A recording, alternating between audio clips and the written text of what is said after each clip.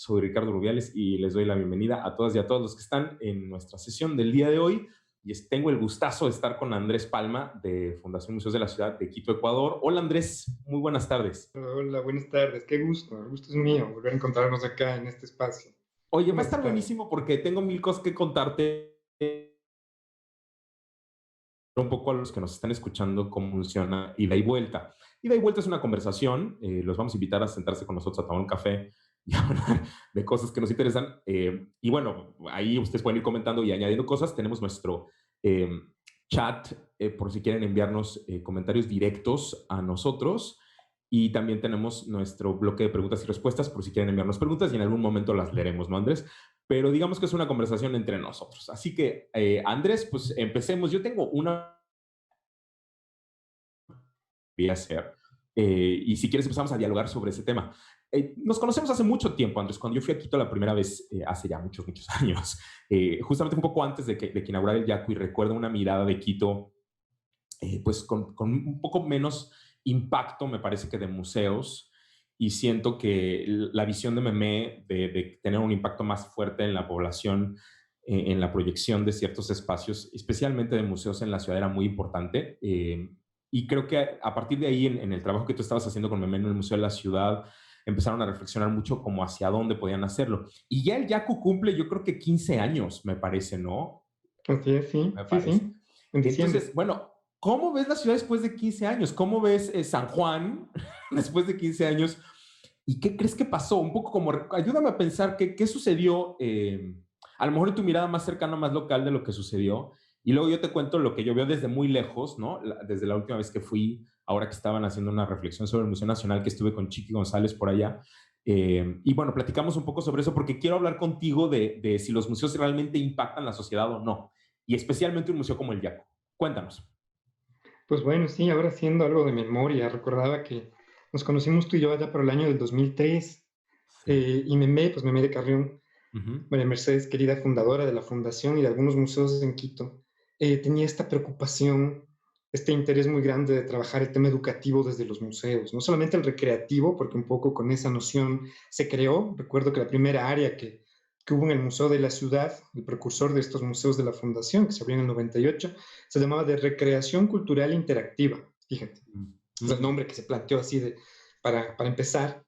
Y después empezamos a analizar el tema educativo y claro, me empezó a viajar y se encontró con Chayo, recuerdo Sí. con Chayo Busquets, no estoy contigo en México, y luego Ujú. estuvimos en Quito en el 2003. Esta fue una época muy importante porque había también una voluntad política de visibilizar espacios culturales que habían estado pues un poco en segundo plano, adscritos a otras instituciones con otros intereses mayores que los de mostrar y tener un museo, y también la voluntad de crear espacios. Entonces, por aquel entonces se abrió, tú fuiste parte de aquello, el YACU en el 2003, tiempo después se abrió el Museo Interactivo de Ciencia en el 2008, Ujú. después en el 2010 se adscribió el antiguo Hospital Militar, el Centro de Arte Contemporáneo, a la Fundación, se convirtió en el Centro de Arte Contemporáneo y finalmente se abrió el Museo del Carmen Alto, del que hablábamos hace un momento. Entonces, la ciudad empezó a mirar desde diversas perspectivas. Una que siempre ha sido una impronta que ha marcado pues, como muy fuertemente a la ciudad es que Quito es el primer patrimonio cultural de la humanidad,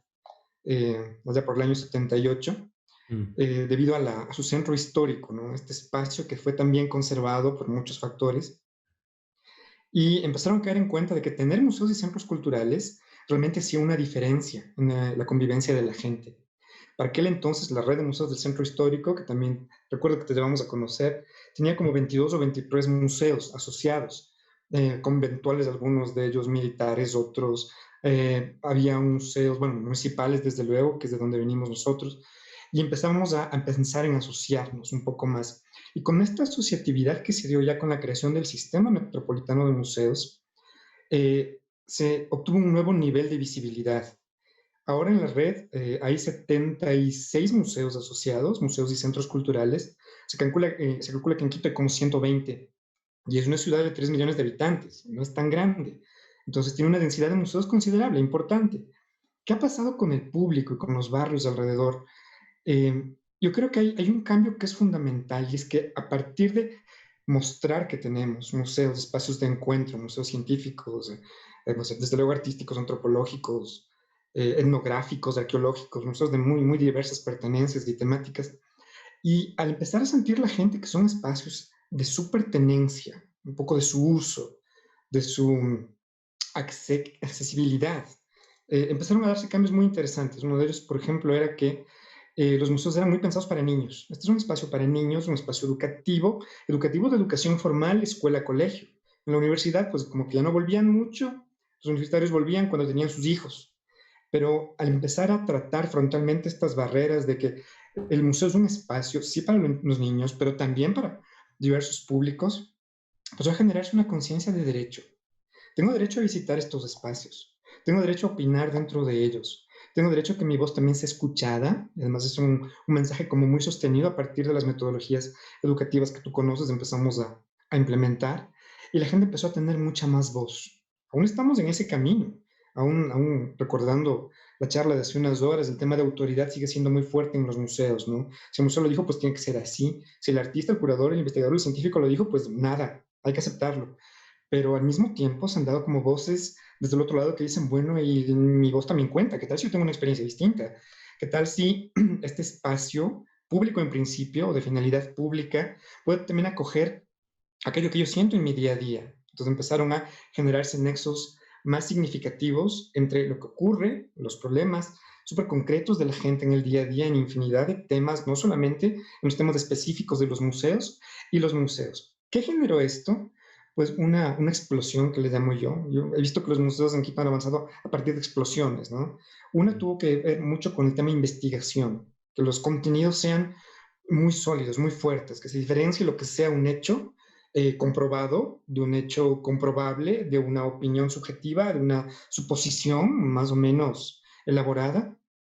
Entonces hubo una época de trabajo muy en investigación y en bases, en contenidos. Luego llegó esta revolución que llamo yo educativa, con la cual tú nos has acompañado desde hace ya casi 2 décadas.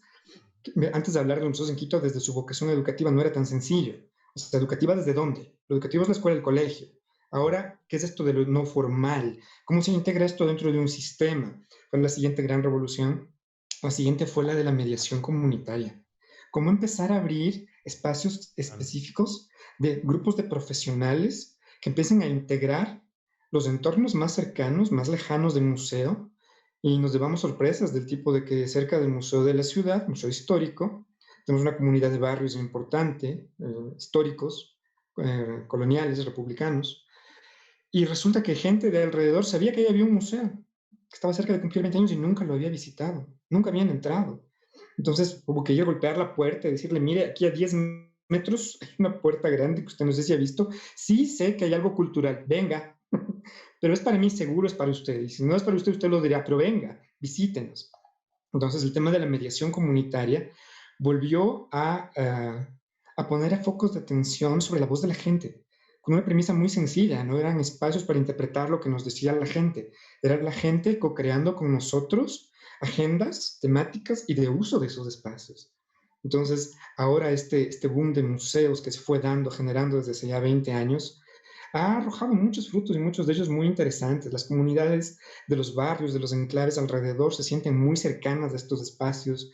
Eh, Hicimos como un giro también importante y era el hecho de que antes hablábamos mucho de que el museo es el que incluye a las comunidades, ¿no? El museo incluye a la gente, el museo da cabida a, el museo democratiza su conocimiento, actividad y metodología para. Y pensamos, ¿y qué tal si es que es lo contrario?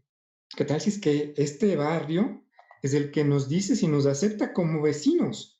Porque si tuvieron aquí 200 años de hospital o 300 años de fábrica o lo que sea, y ahora somos un museo, ¿qué tal si es que es la comunidad la que empieza a integrarnos como nuevos vecinos en este andar conjunto? Y eso es lo que ocurrió. Empezamos a abrir esas líneas de diálogo, de trabajo. Tú recordarás que un par de museos que se abrieron les quitaron las canchas de la comunidad. Y claro, caramba, el fútbol de fin de semana acá es como una cosa cultural muy importante. ¿Cómo hacemos para entrar en diálogo y solucionar aquello? Entonces, sobre la traza del museo, pues pintamos una cancha, vengan a seguir jugando y de paso tengan acceso a otra cantidad de ofertas y demás. El proceso de Quito ha sido muy interesante. Y claro, ahora haciendo un poco de historia rápidamente, pues nos toca analizarlo a la luz de lo que está ocurriendo ahora. Fíjate que bueno, me haces pensar en un montón de cosas, pero creo que hay tres que yo no quiero, no quiero olvidar. La primera es el poder de la red. Siempre tú sabes que he creído en el poder de las redes entre museos y tú sabes que cuando estábamos en la UNAM armando el proyecto del MUCA y el Museo de Arte Contemporáneo, hicimos unos encuentros, nuestros famosos encuentros nacionales de interpretación en México, que buscaba crear nodos de red de colaboración dirigidos por la UNAM y el INBA y bueno, toda institución que podemos encontrar. Y tú sabes que siempre he creído en la red, pero fíjate que he notado algo, Andrés, muy interesante con respecto a las redes, y he notado que en muchos lugares del mundo los museos de ciencia están muy aislados de los otros museos. Es decir, ellos arman sus propias redes y trabajan un poco como más, de manera como más sólida. Incluso en México, yo te puedo decir, los museos tienen una asociación, los museos de ciencia, trabajan en esa asociación muy poderosa, pero no es muy común encontrarlos en otros procesos, ahora un poco más, pero no es tan común. Me interesa saber tú, porque claro, el Yaku nació, digamos, en el seno de un montón de museos y ha crecido alrededor de, ya sabes, de Carmen Alto, del Centro de Arte Contemporáneo. Yo creo que eso te cambia también en tu manera de presentar programas, porque no es lo mismo que siempre estés hablando, estés ciclado como en los mismos contenidos, a que de pronto tengas que enfrentarte con otros formatos y otras maneras, y peor, crear programas a fuerza, porque son tus amigos de la fundación, tus hermanos de la fundación, y tienes que hacer proyecto con ellos, y ahí creo que te fuerza mucho a cambiar un poco la situación. O sea, no creo que haya sido igual si el MIC y el YACU no estuvieran como parte de la fundación y tuvieran que haber trabajado, digamos, aislados o solos, a que con esa relación. Entonces, ese es un punto que quiero subrayar para los que nos están oyendo, ¿no? Esta relación de la red, que ahora igual y tú nos puedes explicar un poquito más porque tú creaste la red, la primera, o sea, las redes enormes de museos y la que ahora está funcionando en el centro histórico, para que nos cuentes más sobre eso. Entonces, déjame dejar esa pregunta en el tintero. ¿Cómo funcionan las redes? Si tú crees que funcionan. A mí me ha sido un poquito complicado, de pronto es un poquito difícil eh, que los profesionales en los museos de pronto trabajemos en red. Hay muchos que son increíbles y yo creo que hay una disposición maravillosa y este encuentro es el fruto de un trabajo en red y del corazón de todas las instituciones y de todos los que están involucrados que siempre tendrán mi agradecimiento y gracias porque este es un trabajo de gremio y eso lo valoro enormemente, creo que es el gran poder de este proyecto, pero en otros casos no ha sido tan fácil, ¿no? Y ahí recuerdo el taller permanente de educación y recreación en museos que ustedes hicieron, ¿no? Que coordina Meme, ¿te acuerdas? Y que por eso estábamos allá.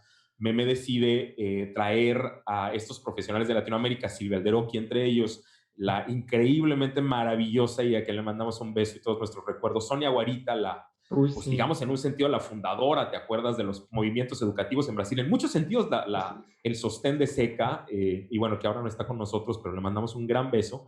Y Magali Cabral, te acuerdas perfecto, que también era Sí, la otra claro. gran, ¿no? El otro gran brazo derecho del SECA de Brasil. Importante para los que nos están oyendo, el SECA es el Comité de Educación del ICOM y por muchos, muchos años, incluso me parece que hoy todavía Brasil es el Comité Nacional, es decir, el país que tiene más representantes de educadores el Comité Internacional y claro, tiene muchos años con esta apreciación y estaban ahí con nosotros Andrés, Magali, Sonia, bueno, y Michayo, y ya sabes, todo el mundo, Silvia, Sí, y también estaba Daniel Daniel. Castro, que en ese Sí, momento, ¿te acuerdas? Daniel Castro de Colombia, que en ese momento estaba al frente de la Quinta de Bolívar y que, bueno, era el personaje cuando hablas de educación en Colombia y todavía sigue siendo el referente fundamental cuando hablamos de educación en Colombia. ¿Tú crees que ese taller, esa intención de Meme de llevar a la gente a platicar, a hablar, a capacitar a los profesionales, pudo crear como el terreno para que pudieran darse los museos y para que la fundación no tuviera problema con esta creación de museos, esta flexibilidad, o sea, ¿tú crees que vale la pena hacer este tipo de cosas, como ponernos a discutir, reflexionar filosóficamente, hablar de capacitación, para ir poniendo el terreno para que todo esto mueva cosas? ¿Cómo lo ves tú después de tantos años? uy, mira, yo por eso hablo de una especie de revolución y hablo de este encuentro, de que tú haces mención precisamente de educación, recreación y museos, como el momento fundador. Fue el Mm. momento fundador de esta nueva panorámica de trabajo alrededor de lo educativo, porque hubo un momento en Quito en donde llegamos como a un tope. Hubo un momento en el que ya seguir proponiendo y creciendo más allá con los recursos que teníamos los museos constituidos hasta la época, era muy difícil a la hora de encontrar otros referentes dentro del territorio nacional. Entonces me tomó una decisión como estratégica muy, muy buena y es vamos a traer a la gente de fuera a ver qué está ocurriendo. Y claro, fue un encuentro que yo recuerdo con muchos matices. Fue fantástico, fue realmente muy creativo. Tú estuviste en el panel, Daniel estuvo en el panel, pues Ujú, Sonia también, estuvo Chayo. Y ujú, recuerdo que convulsionada como ha sido la vida política de mi país durante las últimas décadas, no pudimos hacerlo en el centro histórico, había manifestaciones y no pudimos concretarlo ahí en los espacios propios de los museos, lo hicimos en el Colegio de Arquitectos, un poco más hacia el norte, donde Sí, estaba un poco más lejos del Palacio de Carondelet, del presidencial, entonces pudimos reunirnos de ahí. sí, Y claro, las experiencias que empezaron a contarnos el resto de museos, increíbles, increíbles. Y sí, llegó la intervención pues de los nacionales, con su servidor al frente, pasé, pues pasé un muy mal rato, pasé, fue muy difícil porque habíamos llegado hasta un punto en el cual ya necesitábamos esas maneras de pensar, de crear, de recrear, y claro, ahora ya hemos recorrido un camino pues muy, muy importante juntos. Ese tipo de encuentros que después seguimos manteniendo, tú recordarás, tuvimos la oportunidad de viajar, de ir, de volver, de compartir en seminarios, de empezar a hacer que estas concepciones, sobre todo alrededor de lo educativo y después de lo comunitario, empiecen a permear en el resto del personal. Y no me refiero tanto solamente a la gente de educación o museografía o gente que trabaja in situ con el público, porque ellos tenían como muy claro que era hora de dar un siguiente paso. mm, Hablo del tema administrativo, la gente que hacía contratación pública, la gente que manejaba talento humano. Hubo un momento en el que ya la especialización tenía que ser tal que como para que den cuenta de que no es lo mismo pues, trabajar administrativamente en un museo que cualquier otra institución con otros fines. Y con esto me refiero a que ya empezaron a darse necesidades para gente que trate lo financiero, el tema de talento humano, el tema de bienes, el tema de contratación pública, inclusive ya desde una especificidad que es la de los museos. Entonces, este crecimiento que también vino acompañado de una voluntad de financiamiento fue fundamental a la hora de caer en cuenta, a la hora de caer en cuenta precisamente lo que tú dices, Ricardo. Hay redes internacionales, hay como hermandades de museos que están pendientes y vigilantes de lo que ocurre pues, en sus entornos y en el país de junto. Yo recuerdo que en aquel entonces hablábamos y decíamos, mira, tal vez en una coyuntura política difícil y económica difícil, cerrar un museo sea posible. Tal vez tenga un costo político, pero es pagable. Es decir, puedo cerrar el museo, habrá voces que digan, caramba, no, no puede ser, pero continuaré. Ahora eso es mucho más difícil. Ahora con la comunidad interna y externa de museos que se ha ido tejiendo, estamos como muy pendientes de que los museos tengan el lugar que además tienen que ganárselo en el día a día. Es decir, abandonar este tema de la autoridad nuevamente, de la jerarquía del museo porque es museo, sino empezar a darle una valía porque tiene en efecto una correlación directa con lo que está pasando en nuestro día a día, y por eso me refería en la mañana, ¿cuál va a ser ese rol? ¿Qué va a pasar ahora? Cuando hay necesidades diversas, los museos han tenido ya un capital de décadas, de personas, de recursos que sí se han invertido en ellos, de mm, confianza, de credibilidad, sin las cuales no vive un espacio cultural.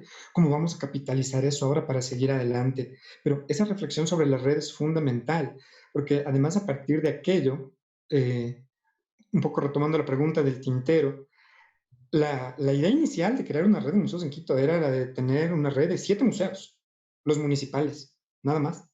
Llegó nuestro alcalde en aquel entonces, en el 2010, 2011, Augusto Barrera, y dijo, está muy bien, que sea una red municipal, pero es muy poco. ¿Qué tal si de una vez hacemos una red para toda la ciudad? Y nos lanzó a este reto maravilloso, pero vamos a ver, complejo, de crear una red para toda la ciudad, con mm, museos de procedencias muy diversas, de intereses muy diversos, pero que finalmente acabó, digamos, concretando, se acabó cuajando en una institución que ahora existe, que ahora tiene, como decía, 76 museos, y que ahora mismo para todo el tema de repensarnos internamente ha estado muy vigente. Luis Mendoza decía que hace poco ha habido una reunión para tratar el tema de tipología. Pues sí, es parte de los encuentros que regularmente hacemos, ¿no? Empezamos con una metodología de encuentros educativos mensuales que afortunadamente se mantuvo durante ya, van a ser 10 años. mm, Y mirando hacia atrás, recuerdo cómo en un principio fue muy difícil reconocernos como espacios, saber que estábamos ahí, saber de dónde veníamos, levantar diagnósticos. ¿Y a ustedes quién los financia? ¿Qué intereses tienen? Dentro de la institución a la que están adscritos, pues, ¿en qué lugar ponen al museo? Y dentro del museo, ¿en qué lugar ponen al servicio educativo? Y dentro del servicio educativo, ¿cómo están haciendo con sus guías en aquel entonces, ¿no? Como lo hacen con sus guías, ahora sí ya es bastante más generalizado, hablamos de mediadores. Ha sido una aventura larga, pero tienes razón, si no hubiese sido por el tema asociativo, local e internacional, Mm. yo creo que no hubiéramos llegado tan lejos. Totalmente, y me haces pensar mucho como en esta idea como de la continuidad o de la herencia del trabajo que tienen los profesionales y cómo es importante que una ciudad fundamente la profesionalización de las personas que trabajan en los museos, porque ahí sí, o sea, hay gente que, bueno, ya trabaja en la fundación y quiere seguir trabajando y otros que se van a incluir, pero tienes esta carrera, digamos, o esta gente que, bueno, puede irse especializando y trabajar en un museo no está mal, ¿no? Es como el cuento que contaba Jordi de cómo le explico a mi mamá que trabaja en un museo, ¿no? ¿Qué, sí, ¿con qué se come eso, no? ¿Cómo le cuento a mi abuelo? ¿Y en qué trabajas, hijito? ¿Cómo le explico el año nuevo a todo el mundo exactamente lo que hago, no? Pero creo que tiene que ver con la profesionalización. Y ahí, un poco hablando a los amigos que nos escuchan de museos de ciencia, yo creo que uno de mis retos más importantes cuando estuve trabajando en los museos de ciencia en los que he estado es la idea de la construcción de las redes más allá de nuestro enfoque tal vez yo diría obsesivamente académico, ¿no? Porque estamos muy enfocados en nuestros contenidos y un poco siento un poco atados al modelo escolar, por lo menos pasó mucho en los 90s, mucho estoy pensando en muchos esquemas de aquella época en Papalote, pero como, y también hoy en día yo veo que hay muchos museos, ahora que he estado viajando y estuve conociendo algunos museos, en España, por ejemplo, me di cuenta que los museos de ciencia también todavía seguimos muy aislados con nosotros, y eso está bien, pero un poco el reto que yo pondría es qué alianza podría hacer con alguien muy raro, muy complejo, que trajera un reto para mí como institución y que me pusiera en hit, ¿no? Entonces, eso me parece. Entonces, yo quiero pasar a algo más. Andrés, yo te traje unas fotos porque te quiero enseñar el proyecto en el que estoy ahorita.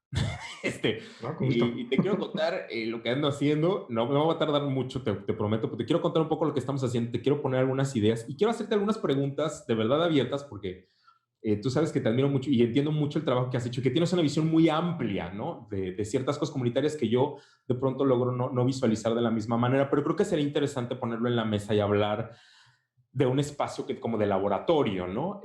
Yo creo que el espacio que te voy a mostrar y voy a compartirles mi pantalla no es un espacio que esté de ninguna manera, digamos, terminado o que ya se haya hecho o que incluso, digamos, ya es una cosa que ya se hizo.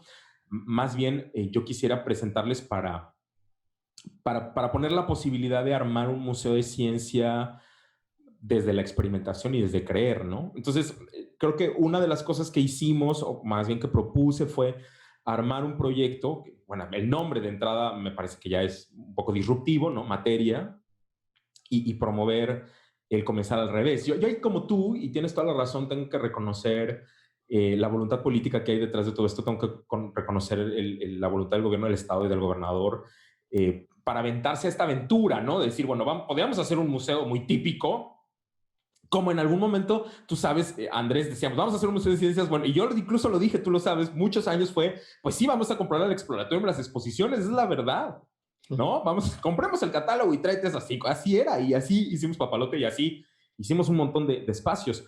Pero hoy, o sea, ya en el 2018, 19, yo te diría, yo creo que ya no era manera, y sí propusimos algo muy aventuroso, y creo que el apoyo político del gobernador fue muy importante, y bueno, claro, la visión de Luis, que me parece que además tiene esta visión muy interesante, muy potente de trascender y de ir más allá de lo que nosotros, digamos, el gremio de museos pensamos en un momento, o yo me incluyo en ese grupo, es así, y entonces agradezco a ellos dos, pero fundamentalmente a Luis por este empuje. Y lo que hicimos fue una investigación que, bueno, Andrés conoce muy bien, de más o menos un poquito más de 1,500 personas, casi 2,000, de preguntarles qué querían. O sea, lo que sí me puse a hacer, Andrés, es que esta institución tenía 27 años y yo sí quería preguntarle al público, bueno, a ver, cuéntenme de dónde viene. Entonces me senté, de verdad, literal me senté con estas casi 2,000 personas y les preguntaba, bueno, ustedes ya tienen en su ciudad 27 años de museo, de ciencia, y eso es lo que ustedes ya conocen. ¿Qué quieren ustedes? Y noté que había dos miradas, Andrés, súper distintas, y sí era generacional. O sea, sí había un grupo generacionalmente de cierta edad, y especialmente un grupo más marcado todavía si tenía que ver con docencia o con trabajar en temas de divulgación de la ciencia, que estaban muy en contra de cualquier cosa que fuera un poco innovadora. Digamos, la idea misma de pensar un cambio era un poco demasiado ruidoso para ese grupo. Se imaginaban una renovación como el mismo mueble pintado, ¿no? El botón arreglado, pero no cambiar, digamos, el concepto ni el diseño. cosa que aquí tendríamos que aclarar, es un poco rara porque, digo, yo entiendo que el Van der Graaf es una exhibición increíble, pero tiene 40 años de haber sido diseñada. Y mi pregunta es, si no nos da la creatividad en diseño de exhibiciones para crear otra posibilidad del Van der Graaf, me parecería increíblemente limitado, porque incluso si habláramos, Andrés y yo, de lo que hacemos en un museo de la ciudad, por ejemplo, que ese sí es su tema, no hay tema, Andrés, en el que tengamos que repetir lo que hicimos hace 10 años. Me parece rarísimo, ¿no? Todas las exhibiciones las podemos hacer totalmente distintas, aunque el tema sea el mismo. ¿No? Y ahí hay como una cosa en los museos de ciencia que veo como una, no hay manera, ¿no? Es igual como eso, no puede ser, o sea, si hacemos la exposición del pasillo, pues decimos así y estuvo padre, pero hoy podemos hacerla diferente, ¿no? Como que vengo de esa tradición de los museos haciendo exposiciones, digamos, sin tantos límites, y ahí me parece que había dos miradas muy distintas, pero los chavos, la gente más joven, Andrés, sí tenía unas miradas súper complejas, sí hablaban de arte y ciencia inmediatamente. Sí te quiero contar que un grupo enorme de docentes de la universidad estaban absolutamente en contra de que en el centro totalmente un tabú, una blasfemia, les parecía que era imposible tocar ese tema en un museo de ciencias. Y bueno, me parece importante decírselos porque esto no fue hace 10 años, fue ayer, ¿no? Fue hace unos meses.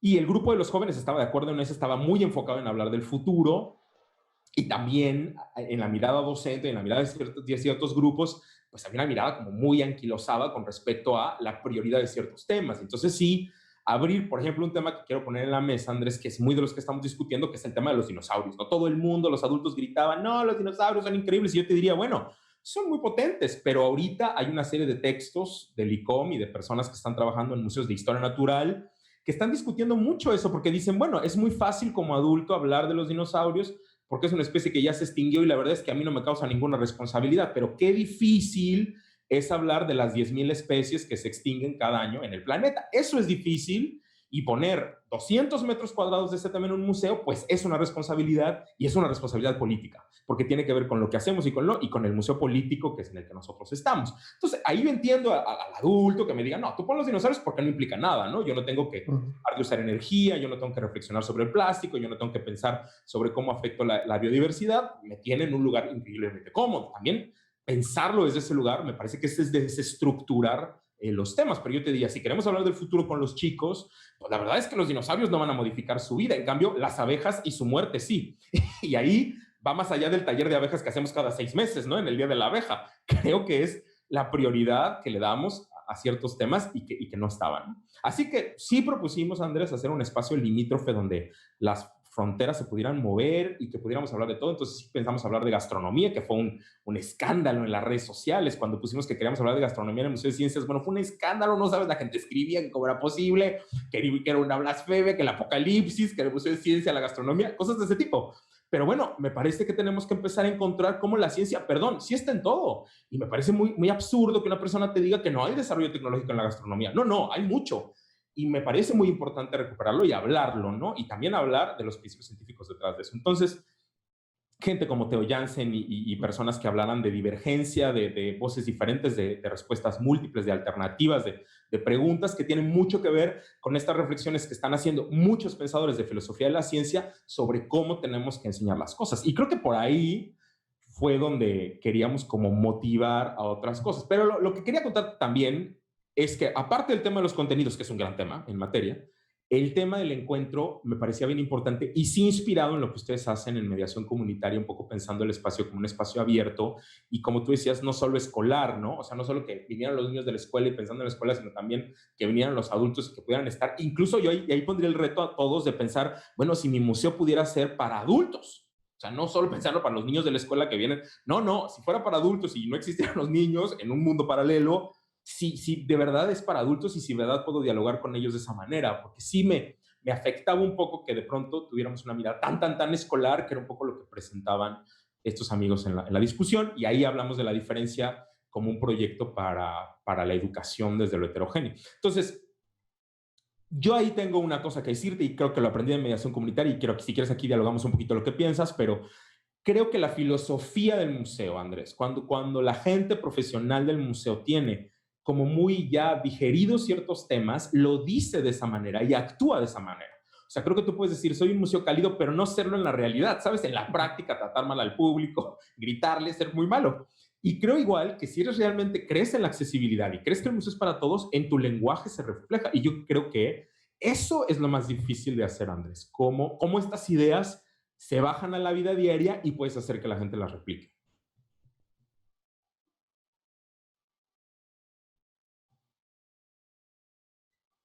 Y entonces eso me llamaba muchísimo la atención.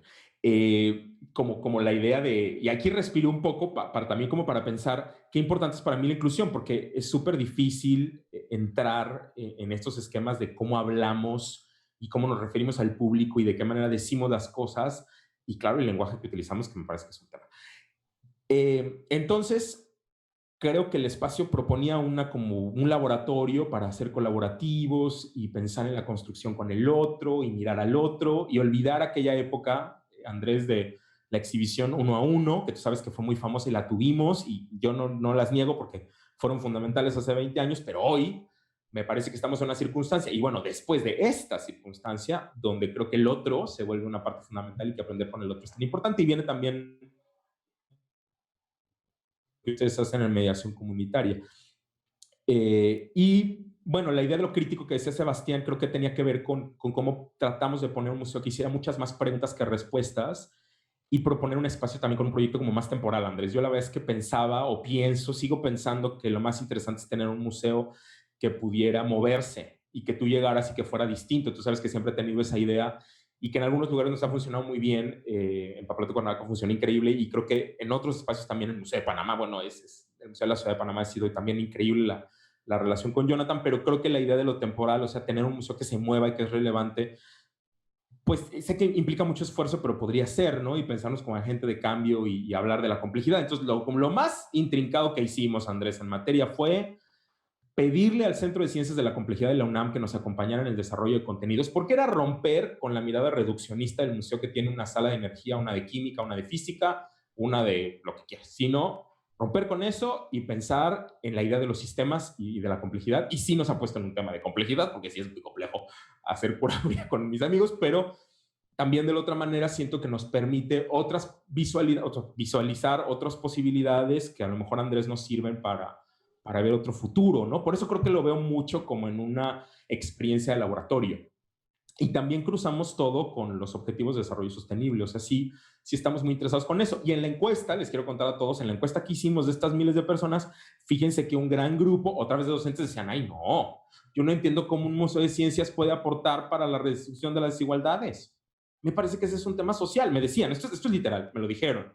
No, yo no creo que un museo de ciencias tenga que hablar de igualdad de género. No, ese es un tema para otro museo. Nosotros no tenemos que ver de educación, no, salud y bienestar, no, a menos que sea una cosa de laboratorio, pero me decían, no creo que tenga que ver. Y fíjate, hay como una desconexión entre lo que yo creo que debe ser la ciencia y la realidad del mundo social y cómo un poco vivimos en una burbuja, que fueron algunas ideas. Entonces sí nos llevaba a la transdisciplina y pensamos en cosas como esta, en provocaciones que tienen que ver con arte y ciencia y que provocaran otro tipo de temas. Esta máquina, por ejemplo, que hizo un artista mexicano que decidió hacerla y que entonces transforma el agua sucia en energía a través de la fotosíntesis para poder caminar. Es una cosa como muy sofisticada, pero claro, es una pieza de arte en un lugar y para un cierto grupo de personas, pero bueno, nosotros lo podemos abordar desde otro lugar y esos cambios, ¿no? Esos momentos híbridos me parecían como interesante hablar de como tecnologías muy contemporáneas como la impresión 3D o tener colaboraciones como la que hicimos con Parque Explora, que estoy tan agradecido con Andrés y con todo su equipo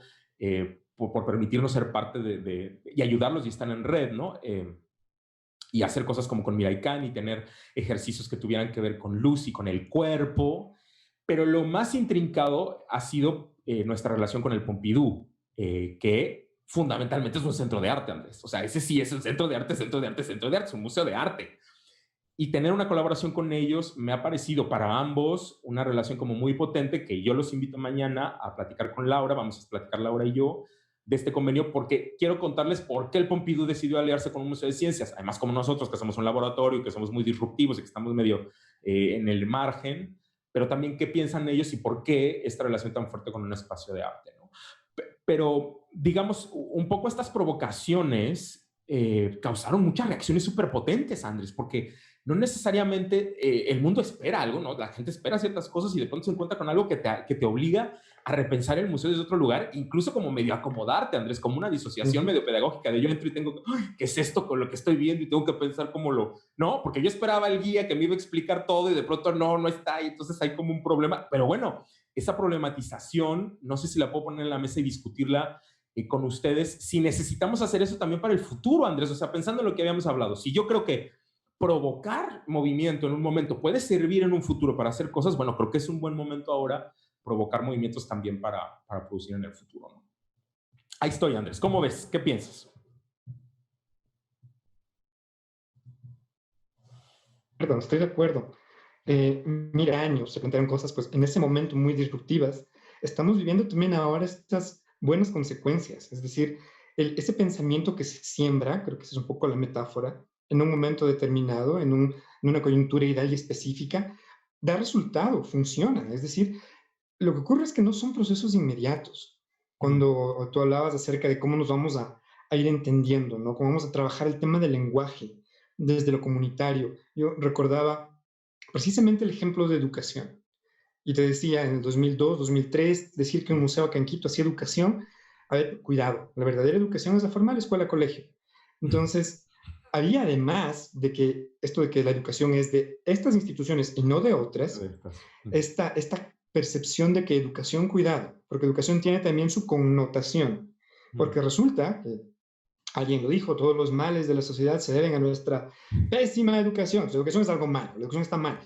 sí, Entonces, imagínate tú asumir el reto durante décadas de resignificar la palabra educación sí, en un contexto de museos, en donde la misma palabra museo podía ser sujeta a una recontextualización, porque luego a todo lo otro con respecto a lo que pienso cuando pienso en museo.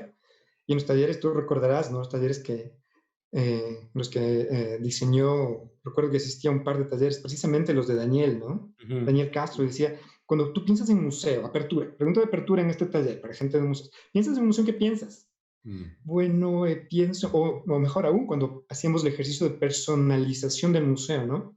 Esta mañana te despertaste como si fueras un museo. ¿Cómo te despertaste? mm, Me desperté, caramba, me siento que se cae un refrigerador, me siento una especie de mausoleo, estoy cansado, pienso en telarañas, pienso... Eso hace 20 años, entonces empezar a resignificar todo un nuevo lenguaje realmente funciona y es necesario. Esta iniciativa que tú estás presentando, así como muy disruptiva, pues, la miro con mucha admiración. Creo que es el momento, creo que si hay, como tú dices, el ingenio detrás, la experiencia, desde luego la voluntad política, desde luego el presupuesto. Para hacerlo, pues hay que empezar ahora mismo, mm, porque hay gente, y en eso coincido contigo, hay especialistas de museos que tienen mucho esa visión, pero ya cuando intentamos aterrizar eso en la realidad, nos topamos con una serie de barreras. mm, Una serie de barreras de muchos ámbitos. Quizá una de las más considerables es precisamente el tema de una preconcepción alrededor de cuáles son las funciones de este museo sí o de este museo no. Hasta ahora hay voces que dicen que Yacu no es un museo, porque además es Yacu es de parque museo, ¿no? Yacu, sí, parque museo del agua. Es más, parece más parque que museo. ¿Y museo por qué? ¿Y museo y dónde está la colección? sí, Entonces decimos, pues no, no, tal vez no hay una colección de objetos o si tenemos una de especies, tenemos una colección de experiencias. O sea, también la estamos ofertando. Entonces, hay una serie de comprensiones alrededor de eso que parten mucho de la especialización, y en eso retomo el punto que tú estabas mencionando y señalando, parten mucho de la especialización y parten de cómo esos profesionales, necesariamente desde múltiples disciplinas, están en la capacidad de lanzar un reto coherente a la comunidad, a las comunidades. mm, Empezando por los científicos, en el caso del tratamiento científico de nuestros temas, de los museos de ciencia, ¿no? Cómo esa comunidad científica, como dices tú, puede ver en este espacio un lugar ideal para dar un paso más allá. mm, ¿Cómo? Dar un paso más allá de la versión oficial, que es la que está en el paper, en la revista indexada. ¿Cómo empezar a aplicar estos nuevos paradigmas del tipo está en el museo porque es valioso o mm, está en el museo porque vamos a analizar su valor? Y eso mm, implica necesariamente que podamos acordar en ciertas cosas, disentir en otras. Es decir, cómo empezar, lo que decía también al principio en la intervención de la mañana, ¿no? Cómo empezar, si es que no se ha hecho, y cómo fortalecer las voluntades de otras comunidades que vean en el museo ese espacio de libertad, ese espacio de poder pensar fuera de la caja, Mm. ese espacio de poder equivocarse. Acá todavía nos pasa, ¿no? Hay representantes de la educación formal en todos los niveles donde, que nos dicen aún, pero eso que presenta el museo, eso que como que se sujeta a interpretaciones posibles, no puede estarlo porque es ciencia. Entonces, Mm. ¿cómo contextualizar? En un encuentro de hace algunos años en el Museo Interactivo de Ciencia, Luis está por ahí seguro, pero él, no nos acompañaba lastimosamente en ese entonces. Había una serie de encuentros, ¿no? Es una anécdota rapidísima que la cuento. Una serie de encuentros donde venían pues, científicos, Sí, no necesariamente comunicadores de ciencia, muy sí, sí, científicos, eso sí, porque sí, hay una diferencia, y el sí, público en general. Y en esta oportunidad fue una conferencia una charla, digámoslo así, de astrofísica. Resulta que acá en Ecuador, por nuestra posición, pues en plena línea ecuatorial, ya los sí, jesuitas del siglo XVIII estaban felices porque se paraban aquí y miraban el hemisferio norte y el hemisferio sur con toda sí, facilidad, digámoslo así. Entonces tenemos una cantidad y cualidad de astrofísicos como muy buena acá. Y sí, claro, la postura de ellos era, vamos a hablar de ciencia pura y dura, y vamos a atacar directamente estos mitos y demás. Y de pronto empezaron a surgir nombres, pues,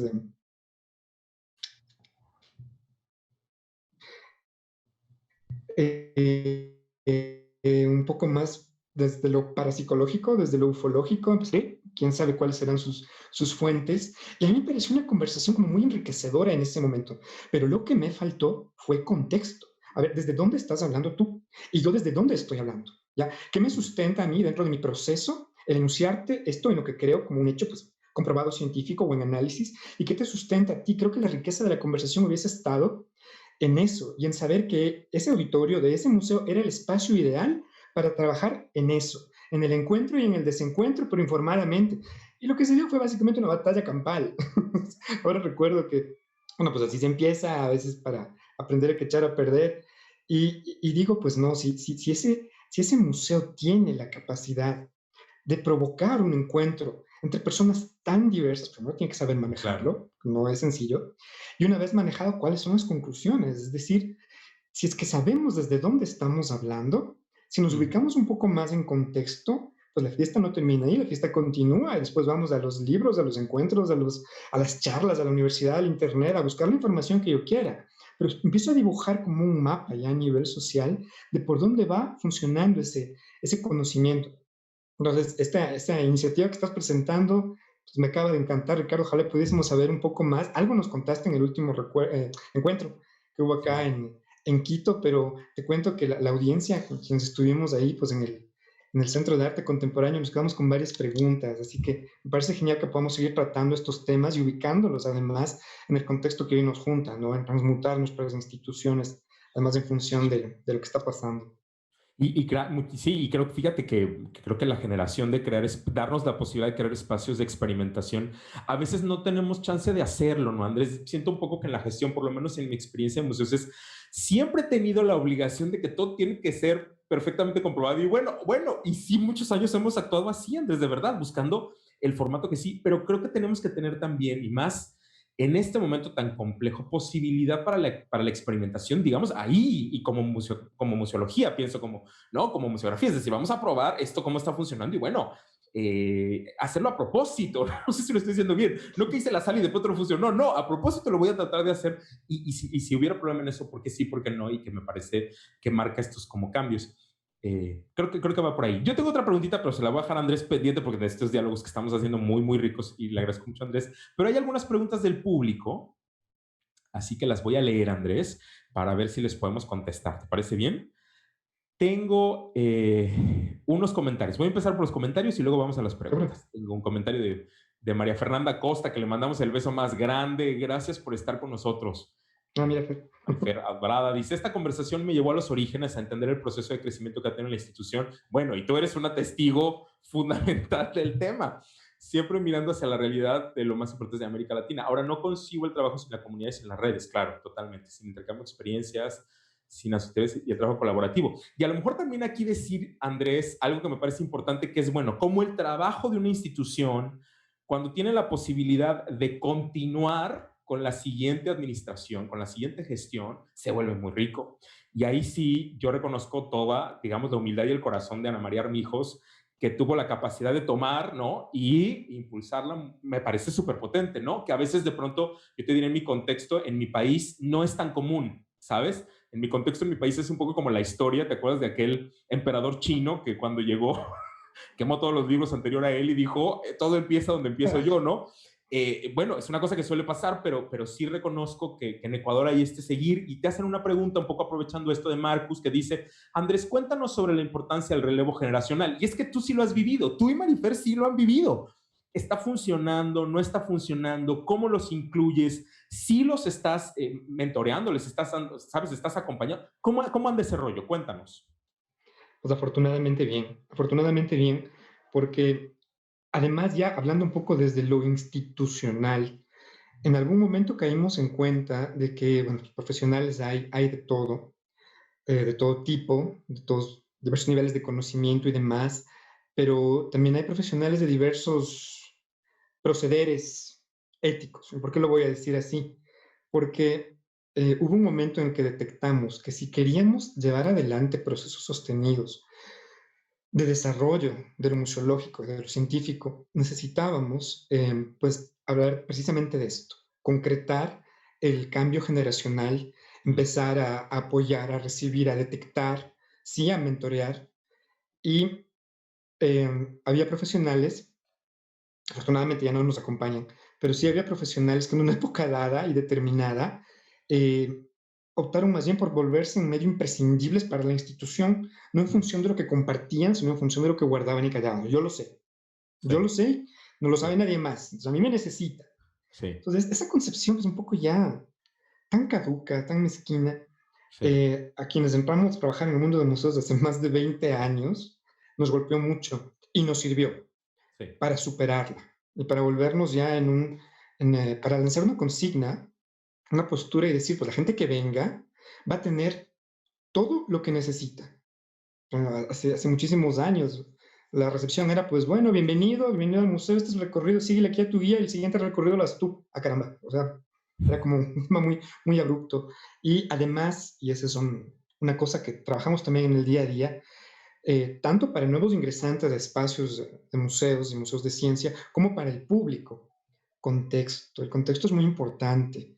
Eh, Lanzarse de uno al contenido, inmediatamente al contenido, eh, aparentemente cumple con ciertas concepciones de la misión de los museos. Es decir, aquí vas a venir a aprender nombres, datos, fechas, contenido, además contenido muy declarativo, muy número, muy fórmula, pero luego de esta reflexión sí se nos queda por fuera dentro del tema de competencias qué pasa con las habilidades que puedo desarrollar, qué pasa con las actitudes que puedo desarrollar alrededor de estos temas y en relación con mi día a día. Mm, Entonces, este cambio generacional, habré de decir que a pesar de que falta mucho, como en todos los ámbitos, lo estamos viviendo, por lo menos yo desde lo personal, desde un ámbito muy de disfrute. Hay nuevos talentos muy buenos, hay gente académicamente muy preparada, pero no solamente gente académicamente preparada, sino que gente que viene de sus diversos ámbitos de experticia y demás, con una visión, vamos a usar la palabra nuevamente, muy crítica. ¿Y qué mm, tal si es que esto que aprendí, aplicado a este entorno como más, más amplio, más diverso, más complejo, que es el museo, en el caso de los educadores, por ejemplo, acá tú lo sabes bien, no es que tenemos una carrera, ni siquiera una especialización para museología educativa. O sea, hay mm, especializaciones de museología, pero no educativa. Entonces sí, tenemos brillantes educadores, educadoras, que llegan con sus peros, digamos, de la educación formal, y dicen, caramba, mira, acá, en lo tradicional de la educación, como ha estado planteado históricamente en el país, no encontré ciertas respuestas. Quiero saber si puedo plantear algo aquí. Y se sí, plantea, y se hace, sí, y se logra, y se lanza, se da un paso más allá. El reto se hace, a veces se pierde, pero las más de las veces se gana, porque en esa pérdida también hay un registro, hay una sistematización de cómo fue esa experiencia. sí, Entonces, es un tema que a mí me apasiona, el cambio generacional, porque tú sabes que yo no soy pues, precisamente un museólogo, soy un gestor cultural, soy comunicador, estudié psicología, y me encontré con un ámbito de museos que requería de esto, de especialidad. Y las personas que nos hemos ido formando, por lo menos acá en este entorno, sin una oferta muy directa académica, lo hemos ido haciendo así, sobre la marcha. Y empezar a entender todas las implicaciones y las potencialidades que esto puede tener no ha sido fácil. Sí, Vivir en un museo, en una institución así pues tan única, como tú nos decías, recordábamos, ¿no? Hacemos trabajo editorial, no somos una editorial, sí. investigamos, pero no somos instituto ni universidad. Además, resulta que hacemos producción audiovisual, sí, pero tampoco somos productora. Entonces, educamos y no somos escuela, ni colegio, ni universidad. Es como muy difícil entender todas esas ramas. Tenemos un fuerte brazo de acceso a la comunidad, pero no somos un salón barrial, no somos el cabildo local. Entonces, no es fácil entender la cantidad y cualidad de competencias que un museo puede tener y en las que, de hecho, puede aportar. Sí. La pregunta ahí que yo me haría es, si es que no es fácil entenderlo una vez que estás ahí, a veces te toma meses y años mirar todas las implicaciones, ¿no? Del lugar en donde estás, y más si estás en un lugar que es un cónclave de museos tan diversos como la Sí. Fundación. ¿Cómo comunicas aquello? ¿Cómo lo comunicas? Además, a una administración que llega como inmediatamente, más o menos informada, ¿cómo lo comunicas a las nuevas personas de estos medios de comunicación, digamos que tradicionales o alternativos?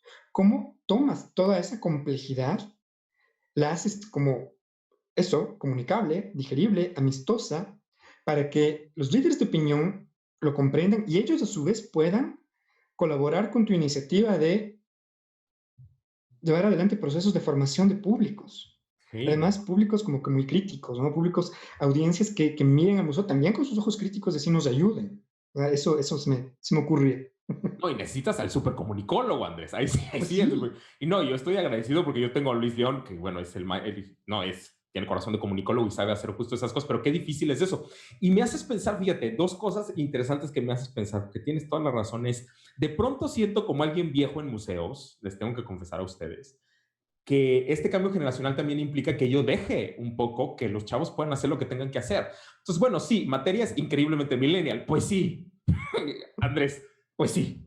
Y está bien, o sea, ¿qué te digo? Es parte del ser y de esta transformación, porque ya nosotros tuvimos nuestro formato con respecto a una época y a una manera y a una circunstancia, y es natural que el museo se acomode a lo que está pasando, ¿no? El espectador anónimo nos pregunta ahora si la pandemia dio pie a estas cosas, como la que estamos haciendo ahora, tienen pensado, planeado seguirlo haciendo para seguir la retroalimentación con más expertos, especialistas, es referente cuando esto pase y volvamos a la normalidad. Y mi reflexión es, no va a haber normalidad, vamos a ir a una nueva normalidad y nada de lo que pasó antes va a volver, no en el mismo sentido.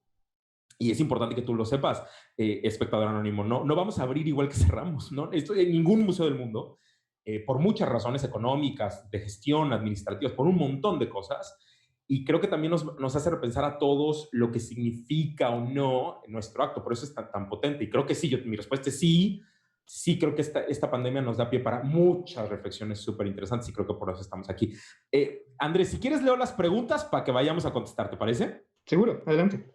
Vale, dice Gustavo Benavides. Buenas tardes, Ricardo y Andrés. Hola, Gustavo, muchos saludos. ¿Qué tal, Gus? Tomando las palabras de Andrés sobre esta suerte de explosiones en el trabajo de los museos, ¿estamos ante una inminente explosión? Y si ya explosionó este paradigma, ¿qué es lo primordial a revolucionar en los museos de ciencia durante esta etapa? Ok. Segunda pregunta. Beto, el museo no puede ser neutro, tiene que estar con la política y el arte tiene intención. La cultura y la política son caras de la misma moneda. Bueno, pues eso me parece muy obvio. Sí, ahora vamos a contestar. Luz, Ricardo, ¿cómo superó a los pensamientos del pasado con los del futuro para crear materia? Ahora te contesto. Fabiola, ¿cómo romper con este paradigma, con este paradigma de la educación formal? Si ellos esperan siempre que se apegue a los contenidos educativos que se presentan. Fabiola le contestamos. Y el último es, espectador anónimo, Ricardo, ¿hay una posibilidad de que se haga, si no es que existe una alianza del CCS con el Jardín Botánico, porque están en la misma zona, para que las personas vayan ida y vuelta? Creo que sería una manera más para atraer a las personas y crear más flujo de gente creando una visita al jardín. Esta la contesto rapidísimo. Andrés, sí, somos súper amigos del jardín. De hecho, afuera de materia tenemos un micro jardín botánico, que le llamamos el jardín evolutivo, que si tú vas a materia vas a encontrar que toda la parte de afuera es un jardín que ellos nos dieron, son increíblemente amigos nuestros, y que claro, por supuesto que sería absurdo que estuvieran ahí, están junto a nosotros, Andrés, es el mismo terreno, ni siquiera está ahí, sería absurdo que no tuviera relación con ella. No, muchísima, pero claro, creo que me agarró la circunstancia actual y no pudimos formalizar más cosas, pero de entrada te diría, sí tengo una exhibición permanente de ellos en el museo y me encanta trabajar con ellos. Andrés, ¿qué quieres contestar tú de lo que nos preguntaron? Y ahorita regreso yo. Uy, caramba, a ver, varias cosas. ¿Por dónde empezar? Creo que este encuentro va a ser un momento importante para empezar a afrontar esta explosión de la que habla Luz, que la es necesariamente, y que llega en un momento en el que yo diría que afortunadamente los museos que ya venimos de esta escuela educativa crítica no nos sorprende tanto, porque Sí.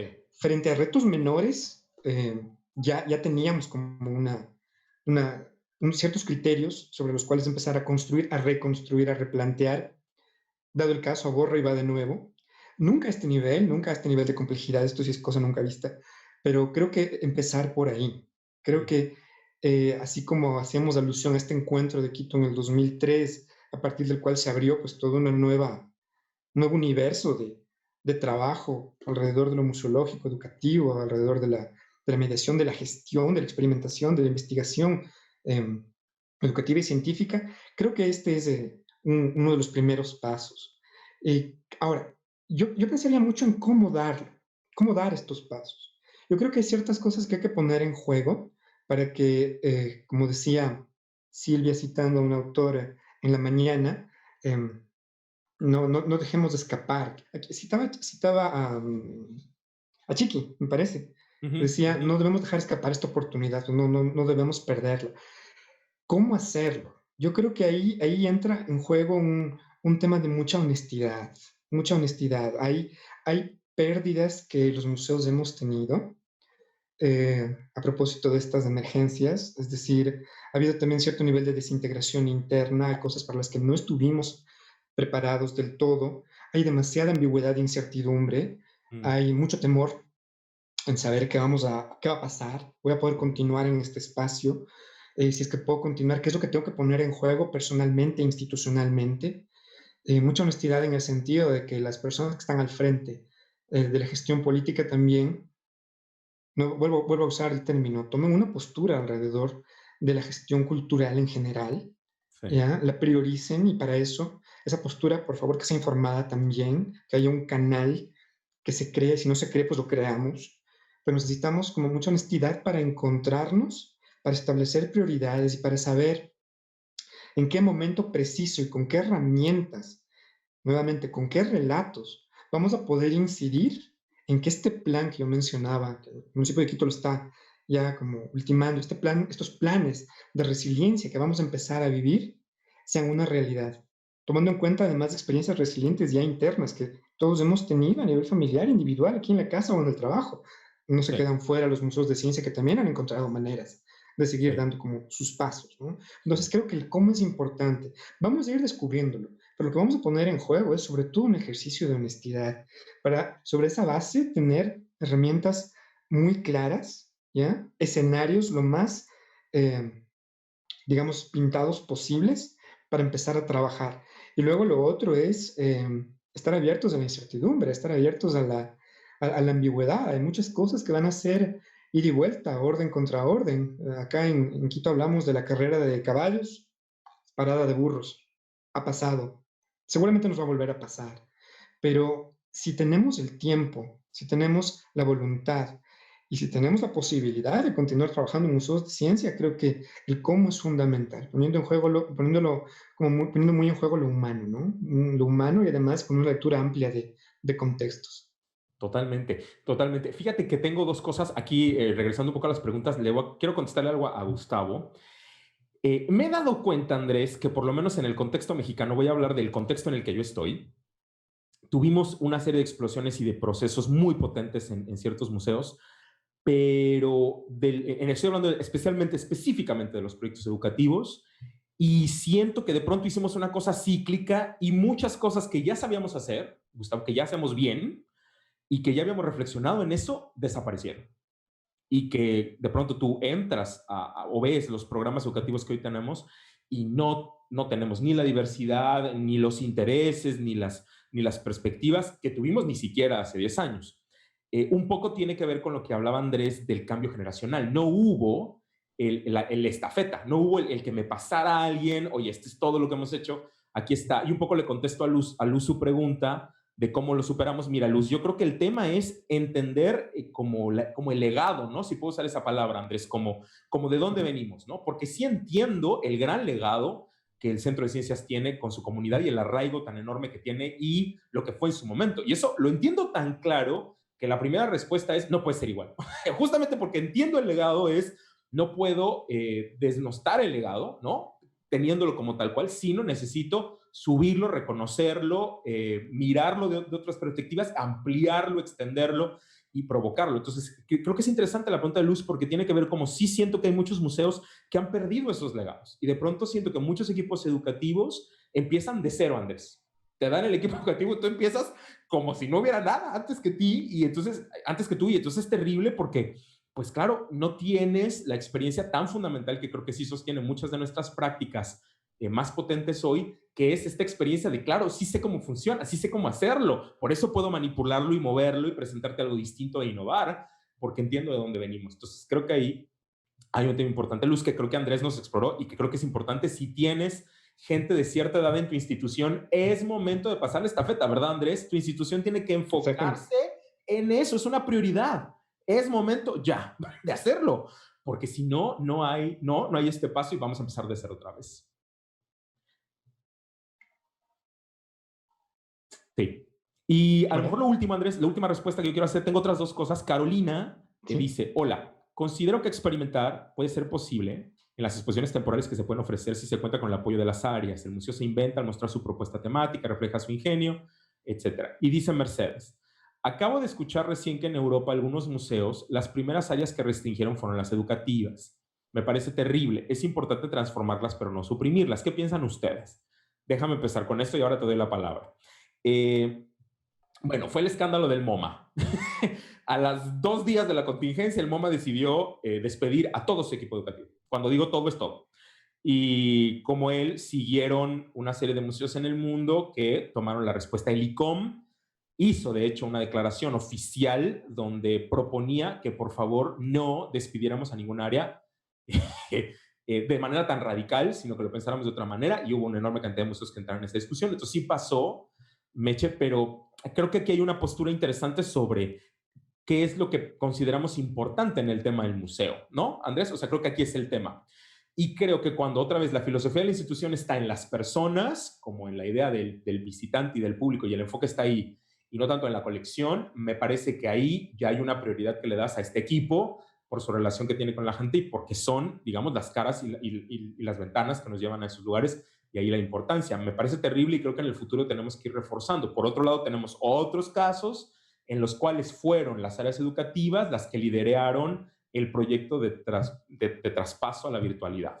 También encontramos eso, ¿no, Andrés? Equipos educativos que les dieron el liderazgo en esta situación con los de comunicación y ellos armaron todo este proyecto de ida a la virtualidad con sus cosas buenas y malas, pero lo armaron bastante bien y ellos son los que están armando los contenidos y ahí vamos, ¿no? Entonces también como ponerlo que sí es un equipo que sabe lo que tiene, lo que puede hacer. Yo creo que es interesante y quiero cerrar con la idea de Fabiola, que nos había preguntado sobre el paradigma de la educación formal, un poco diciéndole, Fabiola, creo que la idea de los contenidos disciplinarios, o sea, las materias, matemáticas, física, química, etcétera, en este momento de la historia del diseño del currículum en el mundo, globalmente, no se considera el eje fundamental de lo que llamamos educación escolarizada. La educación escolarizada hoy, todos los currículos, por lo menos, digamos, la línea de los currículums que están bajo el convenio de la OCDE, la Organización para el Desarrollo Económico, que reúne una enorme cantidad de países y que obligó a estos países a poner una cierta cantidad del Producto Interno Bruto Nacional para la educación. Ese grupo de países, esos ciento y tantos países, se comprometieron a que la línea educativa no está en los contenidos, está en el desarrollo de habilidades de pensamiento. La prueba PISA no es una prueba que te mide cuánto te acuerdas de, no es una prueba de memoria, es una prueba de habilidades de pensamiento. Los museos, por supuesto, a lo mejor estamos un poco atrasados en ese pensamiento, creemos que todavía seguimos en los contenidos, pero de ninguna manera hoy hablamos de habilidades de pensamiento. El pensamiento científico incluye una serie de habilidades, ¿no? Una batería de habilidades y procesos o disposiciones, como le diría Shari Tisman de Harvard, disposiciones del pensamiento. El que yo tenga un desarrollo del pensamiento científico en mi vida me ayuda a tomar decisiones a partir de evidencia, fundamental. Y eso es lo que va a poner la cumbre de museos de ciencia en el 2007 en Tokio. Nuestro trabajo es hacer que la gente tome decisiones a partir de evidencia. Es fundamental, es una habilidad. Si puedes hacer eso, puedes navegar muy bien en las disciplinas de la escuela en materia de ciencias exactas, ¿no? Si puedes manejar ese elemento y vas sumando otras cosas, puedo argumentar, puedo tomar no sé qué, puedo construir hipótesis, puedo comprobarlas, ¿no? O sea, como que hay una gran batería de cosas. A lo mejor es un paradigma en la educación formal que nosotros tenemos que hacer, pero a lo mejor, Fabiola, lo que yo diría es, no hay nadie en la educación formal, o bueno, tal vez haya personas, pero te diría, la educación formal del futuro ya no está pensando en que lo más importante sea nuestra memoria, ¿no? Lo más importante es discernir qué información de Google es real, cuál es verídica, Andrés, cuál me sirve, de qué manera me sirve, cómo lo argumento, y eso es una complejidad que por supuesto hace 30 años no se entendía, pero por eso es que los currículos van por ahí. A lo mejor tenemos que hacer más reflexiones los educadores en ese sentido, Andrés, para hacerlo. Vamos, Andrés, ¿cómo piensas? ¿Qué piensas? No, pues de acuerdo con eso. Eh, es una de las premisas de las cuales partimos, ¿no? Volviendo a este año fundacional del 2003 y todo el tema educativo, fue una de las primeras cosas que surgió. ¿Cómo vamos? Si es que ustedes se proclaman, ¿no? Un poco en la voz de la sociedad, si ustedes muchos se proclaman educativos, ¿cómo vamos a compaginar con la educación formal? ¿Cómo vamos a trabajar conjuntamente? Y bueno, ahí, no sé si tú recuerdas, de Lauro Zavala tenía una frase como interesante y decía, de acuerdo con el nuevo paradigma de museos, el Lauro mexicano también, pues Sí, la oferta educativa de los museos es una oferta independiente de la educación formal. Y claro, claro. en aquel entonces sonó a sacrilegio. Estoy hablando del 2003, 2004, fue como terrible. O sea Sí, que ustedes están rompiendo totalmente el nexo, que es la razón de ser base del museo, que es el de un poco ilustrar, ¿no? Ilustrar aquello que ocurre en el aula. Que en el aula no cuento con el objeto o el fenómeno, entonces vengan acá al museo, complementan y ya, pero complemento. Entonces, esa gestión de ruptura a propósito precisamente de esto, del desarrollo de habilidades de pensamiento, es otro camino, igual, recorrido también en su momento, muy trabajado de la mano con docentes. Creo que eso es fundamental. Cuando encuentras docentes o grupos de docentes que, digamos, simpatizan, comulgan o están completamente de acuerdo con una idea como esta, ellos se han vuelto al interior de las instituciones educativas de esos motores de cambio. Porque recuerden que la comunidad educativa es como muy amplia, ¿no? Muy diversa en todos los niveles. No solamente está el docente como tal, están las personas que diseñan, los investigadores, toda la gente administrativa, las autoridades que toman decisiones en función de lo que ellos conciben como educativo. Entonces, cambiar este paradigma, que es un pequeño golpe de martillo al día, eh, ha funcionado y bastante bien. Precisamente a propósito de esta coyuntura y para volver al tema de la virtualidad, hemos recibido en el museo varias voces de profesores, profesoras, que dicen, bueno, ¿y ustedes qué están haciendo? Nos enteramos de que están haciendo un par de cosas en línea, un par de streamings. Me encantaría poder incluir una propuesta suya en mis 45 minutos de clase.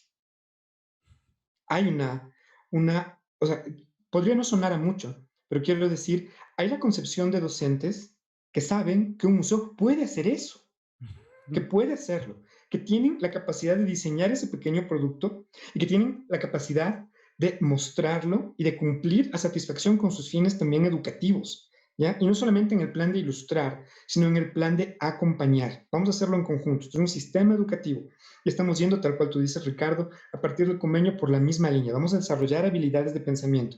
Entonces, a mí me resulta muy significativo que ahora, en este punto, después de todos estos años, la educación formal con sus bemoles, ya nos mire con otros ojos. Y por eso regreso al tema de la autoridad, es decir, hay una manera de hacer las cosas, hay una manera de generar experiencias en un museo que no es posible generar en otros lugares. Tú lo sabes, creo que esa es la riqueza, creo que esa es la posibilidad fuerte, diferenciadora de seguir llevando adelante espacios como los nuestros. Entonces, volvería a la pregunta inicial, al reto, ¿no? ¿Cómo podemos eh, hacer que todo el camino trabajado en lo no formal no desande? Es decir, no volvamos a esas concepciones anteriores de que ahora vamos a fijarnos solamente en escuela, colegio, y luego el museo vamos a ver cómo lo hace, vamos a ver de qué manera. Hagámoslo juntos, porque lo formal y lo no formal estamos como muy en la misma línea. Si a mí me preguntan, yo creo que la educación en el futuro, un poco aventurándome, va a ser mucho más parecida a la no formal que a la formal. Va a haber elementos como de interés, elementos ya de decisión propios de cada persona o comunidad que van a ir determinando sus fortalezas educativas en el futuro.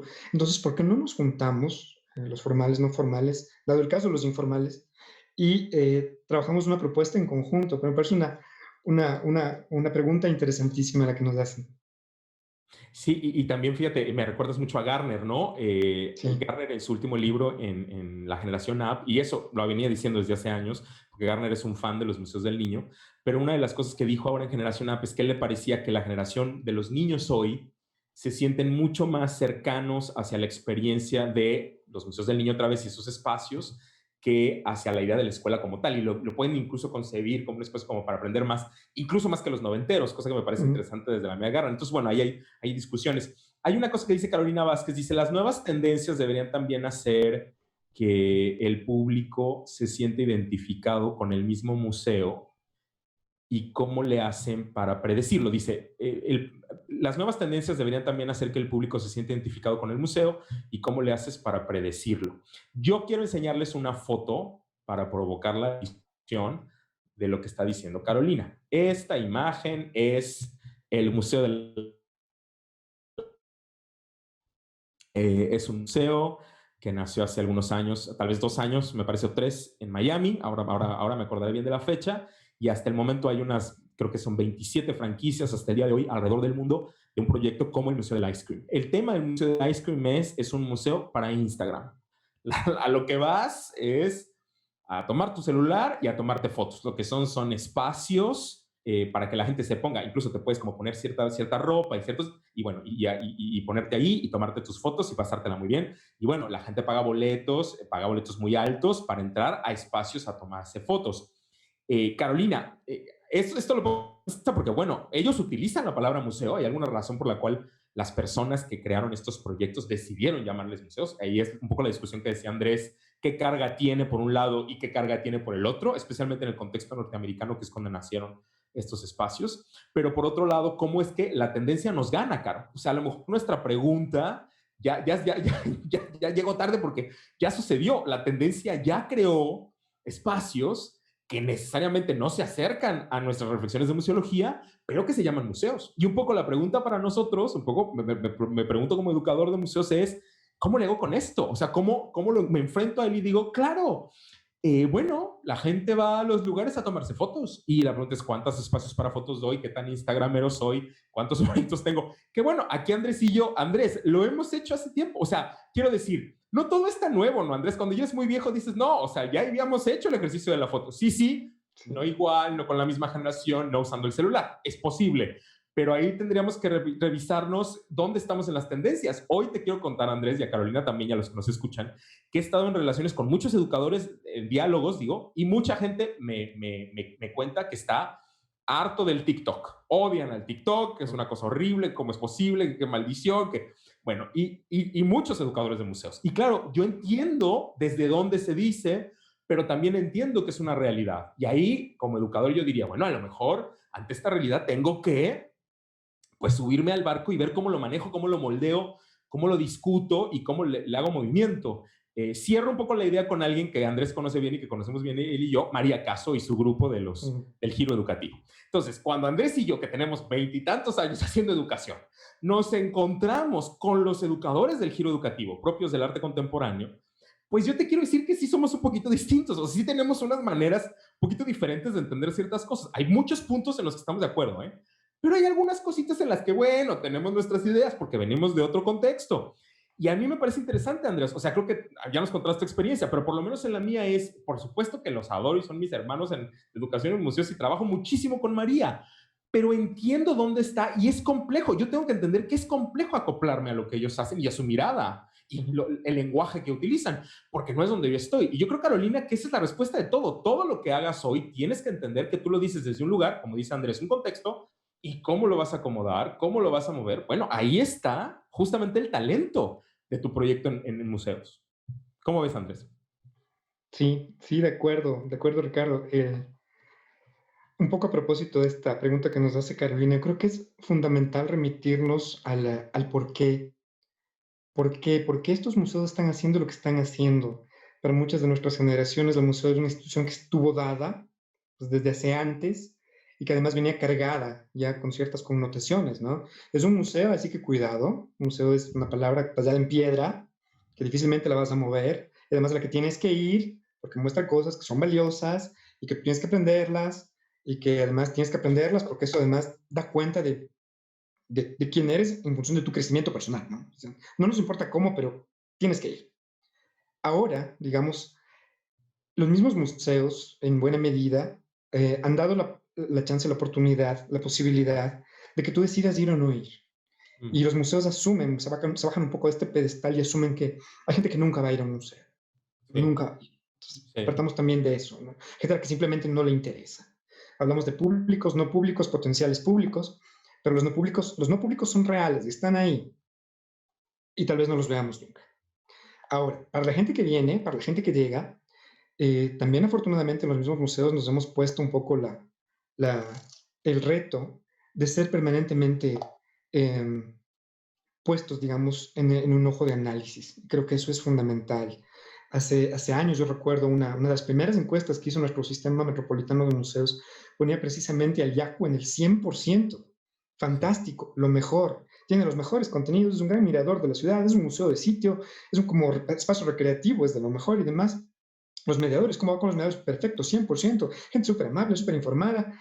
Y claro, nos presentaron estos resultados a nivel distrital por una empresa, digamos que confiable y demás, y el resultado fue de altísima preocupación, fue realmente un problema que nos pongan en el 100% por sobre otros museos de décadas de existencia y demás, porque nosotros sabíamos que no era así. Entonces claro, dijimos, algo está ocurriendo, algo está pasando. No es que somos los mejores, ni siquiera los menos malos, no, no va por ahí, tiene que ver con que la gente tiene una concepción de museo en la cual solamente por el hecho de que es museo le sí, concede mucho, le da, le regala, no pide, no exige, no cuestiona, no pregunta. Entonces, si es que yo empiezo dentro de esa línea crítica hacia el propio museo a preguntarme por qué está haciendo lo que está haciendo, y si el museo tiene esa respuesta igual, súper clara, honesta y lúcida, de cuál es la invitación que me está haciendo este momento y me contesta. Y yo puedo empezar a tener un nexo inicial acerca de los porqués de esta institución y sus fines en función de mi credo de vida, mi historia y demás. Yo creo que parte de ahí, creo que eso es lo importante. Museos ahora para cada persona, para cada contexto, para cada institución, pero yo creo que en el caso de los museos de ciencia ese es quizá el reto fundamental, ¿no? Hemos tenido una historia que nos trae hasta acá, nos ha traído hasta acá por estas razones y con estas finalidades. Y aquí en adelante, ¿cuál es tu nuevo porqué? Institución Museo de Ciencia, Centro de Ciencia, Yacu Parque Museo del Agua, Museo Interactivo. ¿Cuál es tu porqué ahora? Si me dices que sigue siendo el mismo, no sé si difícilmente te crea. sí, Hay un algo más que hay que empezar a cocinar, que hay que empezar a, a fraguar en conjunto, que me parece la mejor manera, pero yo no perdería de vista la intencionalidad inicial, desde luego sin ningún tipo de agenda oculta 2 3, sino totalmente explícita. Eso es lo que quisiera saber yo ahora en este contexto en un museo de ciencia para saber cuán vigente es y si quiero volver o no. totalmente, totalmente. Bueno, pues chicos, a mí me encanta estar platicando, pero el tiempo ya se nos fue. Vamos bien, pero tenemos que cerrar, porque si no, no vamos a quedar aquí, ¿verdad? Antes podemos seguir hablando Pues por sí, horas, pero el tiempo ya se nos fue. Entonces, pues me quiero despedir. Quiero darle las gracias a todos y a todas por habernos escuchado. Vamos a contestar las preguntas que faltan escritas para no dejar ninguna pregunta por ahí que no esté contestada, ¿verdad, Andrés? Aquí las voy a contestar las que están escritas, de pero nos acuerdo. despedimos y yo me lamento mucho tener que hacer esto, pero tenemos que seguir y ustedes tienen muchas cosas que hacer y tienen que ir a la plataforma. Les quiero contar que en la plataforma vamos a subir, para los que nos estaban preguntando hace rato había una pregunta sobre si estamos haciendo planes para reabrir en la plataforma. Hay un apartado que dice nueva normalidad y ahí van a encontrar ustedes un montón de links y de cosas hacia el ICOM y hacia lo que están haciendo otros museos en ese sentido de los planes. Y claro, todos estamos pensando en los planes. Seguramente Andrés tiene planes que estamos haciendo, Seguro. todos lo andamos ahí. Y bueno, pues vamos a contestar las preguntas. Andrés, siempre muchas gracias. De verdad Sí, fue un Ricardo. gozo, como siempre, un placer platicar contigo. Muchísimas gracias. Para mí fue muy importante y lo que yo me llevo, y de esta sesión, o mucho lo que me hiciste reflexionar es cómo es que trabajamos en contextos que son muy distintos, un poco lo que pasó a LICOM con la definición, qué tan diferentes de pronto somos, pero al mismo tiempo cuántas luchas parecidas tomamos, ¿no? Y cómo esa misma diferencia y ese contexto tan complejo, también lo recupero a lo que decías de a veces me falta la capacidad de entender la enorme dimensión del museo con todos estos detalles y especificaciones que sí lo hacen ser muy complicado y que me parece que es parte de la riqueza increíble de la institución como es, ¿no? Gracias, Andrés. Muchas gracias. Ricardo, Muchísimas muchas gracias. gracias. Un gusto hablar contigo. Muchísimas gracias. Bueno, pues me despido. Gracias, Andrés. Gracias a todos los demás. Y nos vemos muy pronto en la tarde, a las 4 de la tarde, Culiacán, 5 de la tarde, Ciudad de México, Quito y Bogotá, y 7 de la noche, Buenos Aires y Sao Paulo. Vamos a tener el catalizador de ideas con el equipo del Museo de Historia Natural y Cultura Ambiental de la Ciudad de México.